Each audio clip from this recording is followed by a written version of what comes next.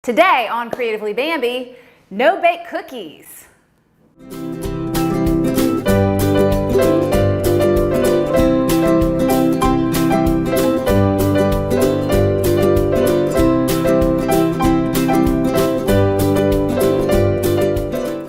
Before we get started on the cookies, have I ever told you how much I love my kitchen? When we were looking for locations to shoot Creatively Bambi, we toured a few different places, but I was sold on the Shea because of all the little features in this kitchen. Come here, let me show you one of them.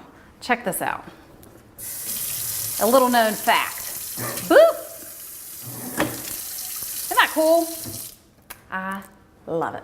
All right, back to business.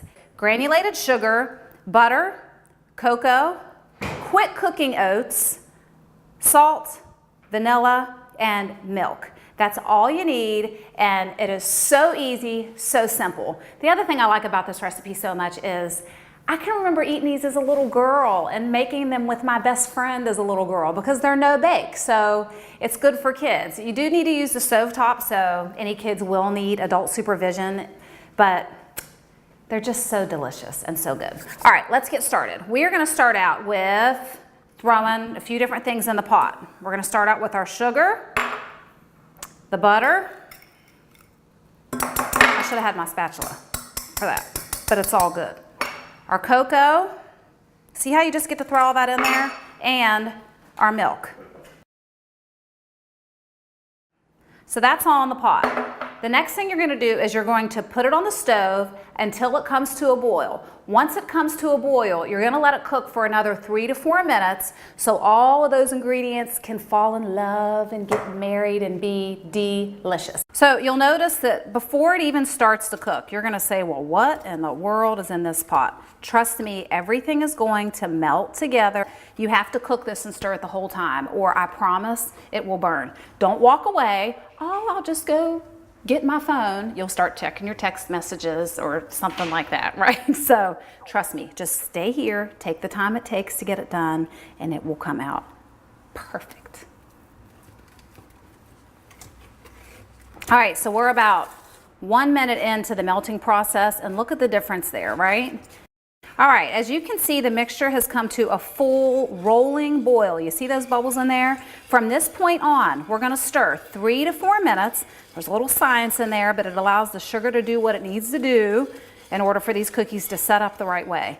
3 to 4 minutes, and then we're gonna take it off the heat and add in our last 3 ingredients. All right, so we'll check back then.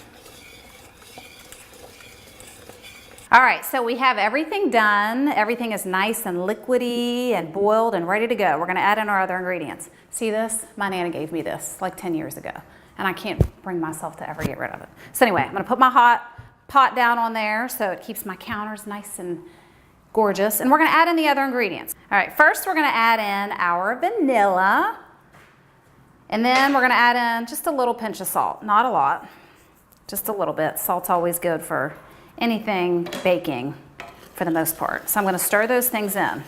And then what makes this recipe what it is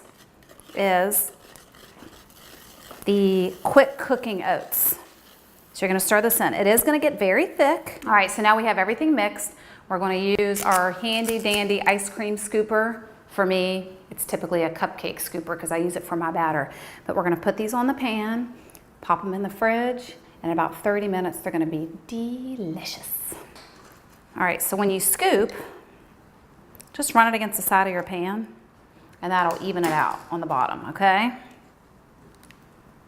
Just like this.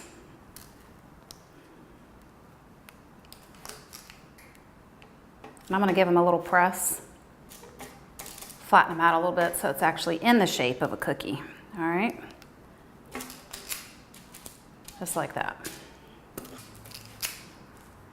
All right, so I'm gonna finish getting these all in the pan. Like I said, pop them in the fridge, and then we'll check back and we'll show you the end result. All right, so our cookies just came out of the refrigerator. They were in there for about 30 minutes, and they are ready to eat, and I cannot wait to dive in head first. All right, so I'm gonna grab this one here. Let's give it a little break. Check that out. All right, doesn't that look good? It's perfect. And because we use quick oats, they're not gonna be all like weird and with big old chunks of thick old oats in there. It's just perfect. And they're so good. It takes me back to when I was a little girl. They're so delicious. There are also some other recipes that you'll find that have peanut butter added to it. I chose to not do that because we have peanut allergies in my family, so we could add almond butter in instead, but I just decided to skip it all together because they don't need it. They're perfect and chocolatey and delicious. So if you want to try out this recipe, I promise you won't regret it. It's so good and so easy and so darn chocolatey. Go to creativelybambi.com to get this recipe and plenty of other delicious ones. And don't forget to subscribe. Thanks for checking in. We'll see you next time.